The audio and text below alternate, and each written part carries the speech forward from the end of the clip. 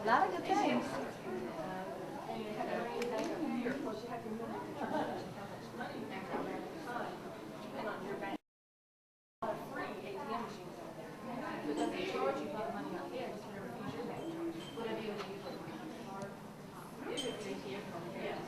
Oh yeah, no, yeah, charging to them. It doesn't have like my debit card. Yeah.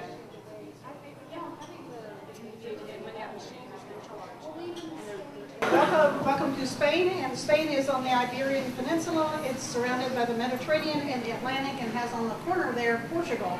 Of course, one of the things that we associate most with Spain is the explorers who came to the Americas when they were looking for the Indias, and brought us the Spanish language and took home the Indian gold.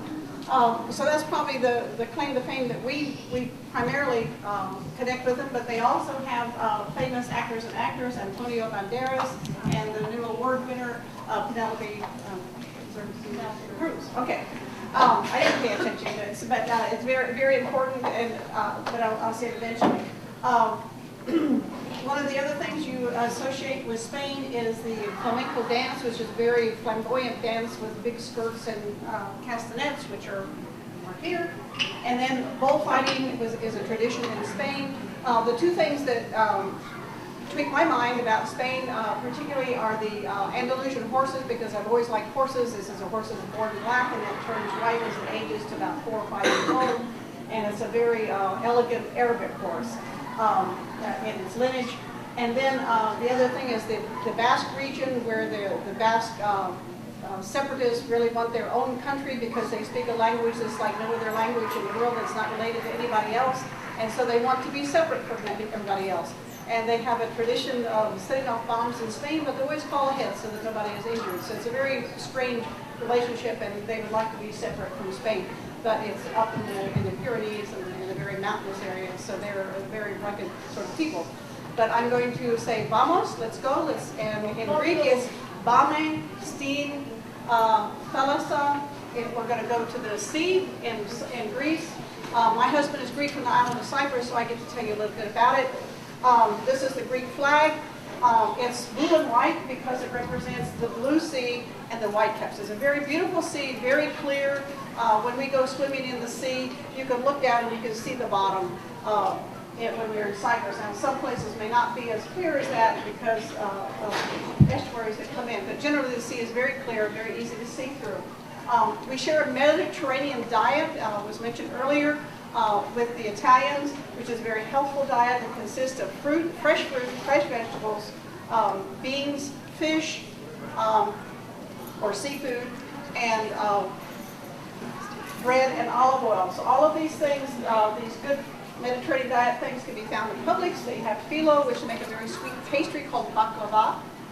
And the Greeks don't eat dessert as such. They use it as a blood sugar pick-me-up. So they have a little nap in the afternoon. When they get up, they have a cup of coffee in a little Dimitas cup like this. And it's very strong coffee. You can make it sweet or not sweet.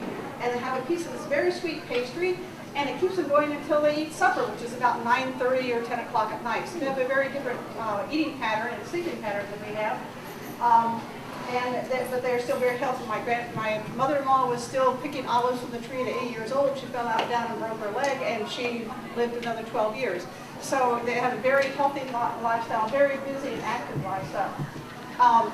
The country of Greece, the language is Greek. The religion is Greek Orthodox, which is similar to Episcopal. There are 8 million Greeks, which means in population they're the size of Chicago. And the land is very rugged, but there's a very unusual cast to the light. So the photography in Greece is very beautiful. And I've always read about this, but we were on a ship one time in the islands in the Aegean. And it was really true. You looked at the sea, and there was just this unusual light. So it has to do something with the geography and the slant of the sun on the sea. It's very, very beautiful. Best known history of Greece is probably that it's the birthplace of democracy. It's also the birthplace of the Olympic Games. Famous people are Plato and Homer, Pythagoras, who gave us the Pythagoras theorem in mathematics, the Hippocratic Oath for doctors who say they will do no harm. And then You will hear in literature, as you go into world literature, is the Iliad and the Odyssey, which they thought at once were fairy tales, but indeed they're finding artifacts to support that this, indeed, the stories they write about are actually true. There are lots of Greek words that you find in English language. Phone is one of them. Philip, if your name is Philip, that means lover of horses. So lots of words come from the Greek language.